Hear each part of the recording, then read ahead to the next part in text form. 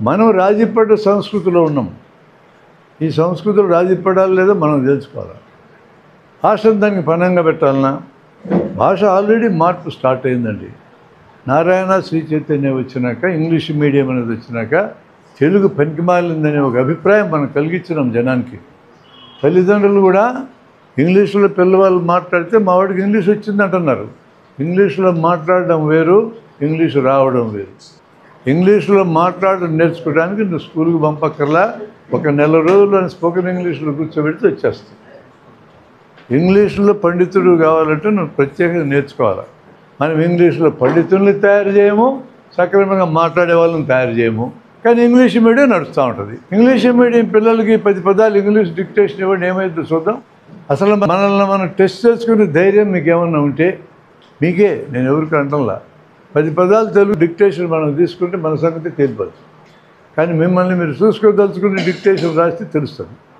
అంటే మనం సౌండ్గా మారలేదు భాష విషయంలో, ఏ భాష విషయంలో. అసలు విద్యా విధానం భాషలో ప్రావీణ్యం తీసుకొచ్చే పద్ధతి లేదు. దానికి పాస్ చేసి బయటికి పంపించడమే, వదిలించుకోవడమే పిల్లల్ని.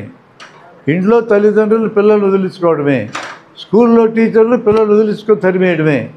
ఎవ్వడికి ఎక్కడ కూడా భాష నేర్పే ఉద్దేశమే లేదు.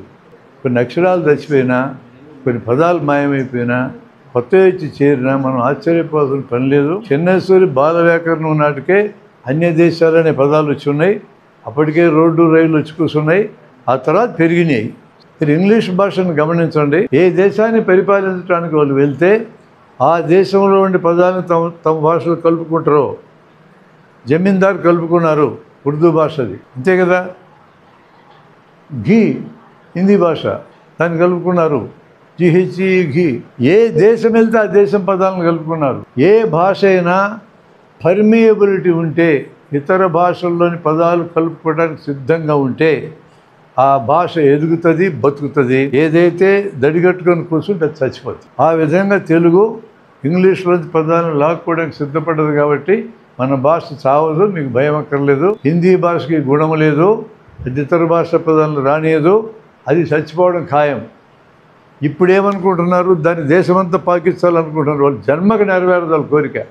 ఆ భాష చచ్చిపోయింది కొన్నాళ్ళకి. అది 100 ఏళ్ళకి 50 ఏళ్ళకి చెప్పలేను. దడిగట్టుకున్న భాష బతకదు, పరిమేయబిలిటీ ఉన్న భాష బతుకుద్ది, రూపాంతరం చెందుద్ది. రూపాంతరం చెందితే ఏమవుతుంది, ప్రజలు వాడుకోగలిగారు కదా. ఏం దడిగట్టుకున్న సంస్కృతం చచ్చిపోయింది కదా, ఎవరు ఆపగలిగినారు దాన్ని? గొప్ప భాష దేవభాష. నువ్వు దెయ్యం భాష అంటావు, దేవభాష అంటావు, నాకెందుకు? జనం వాడుకోలేరు. నువ్వు దాంట్లో న్యూస్ చదివితే జనానికి వస్తుందా సంస్కృతం?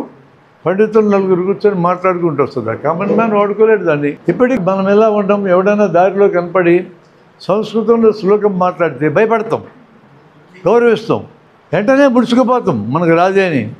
చేయొద్దా పని. నీకు సంస్కృతం రాదు, తెలుగులో చెప్పమని అడగండి, అప్పుడు మాట్లాడండి. మీరు ఎందుకు భయపడాలా? వాడికి సంస్కృతం వచ్చు, నాకు రాదు, తెలుగులో చెప్పవా అంటా నేను. నాకు అర్థమైనట్టు తెలుగులో చెప్పు. సంస్కృతం కూడా రాదా? నాతో చర్చించడానికి వచ్చినవాడు, ఆవు చర్చించడానికే వచ్చిన, సంస్కృతం రాదు, తెలుగులో చెప్పు మర్యాదగా ముందంటా నేను తెలుగులో రెస్పాండ్ అవుతా. నీకు తెలుగు కూడా వచ్చు కదా, నీకేమి రాగం? నాకు సంస్కృతం రాదు, నీకు వచ్చుగా, నువ్వు చెప్పడానికి ఏమి నీకు? అంటే పోజులు కొట్టడం అన్నమాట, నాకు సంస్కృతం వచ్చని. వద్దండి, పోజులు అక్కర్లే. మన వాళ్ళు కూడా ఈ దరిద్రం వచ్చి అప్పుడప్పుడు మన నాయకులు సంస్కృత శ్లోకాలు పాడుతుంటారు మీటింగుల్లో. నాకు అర్థం కాదు, తెలుగులో చెప్పమంట. వాళ్ళని చూసి వాతలు పెట్టుకోవడం, వాడు పెట్టుకునేదే వాతలు. చచ్చిపోయిన సంస్కృతాన్ని బతికిస్తున్నాడు ఒంటి మీద వేసుకొని. నువ్వెందుకు దాన్ని బతికించాలా? చచ్చిపోయిందా చచ్చిపోయింది ప్రశాంతంగా. పాత గ్రంథాలు ఉంటే ఉండనివ్వండి, పండితులు చూసుకుంటారు దాని సంగతి. మామూలు మనిషికి ఏం పని దాంతో? అందుకని కామన్ మ్యాన్ యాంగిల్లో చూసినప్పుడు పర్మియబిలిటీ ఉన్న భాష బతుకుతుంది, పర్మియబిలిటీ అనేది చచ్చిపోతుంది. తెలుగు భాషకి అత్యంత ఎక్కువ పర్మియబిలిటీ ఉంది. ఏ భాషలోంచి పదాలు వచ్చానో లాక్కుంటాం. కాబట్టి మన భాష చచ్చిపోయే సమస్య లేదనేది నా అభిప్రాయం.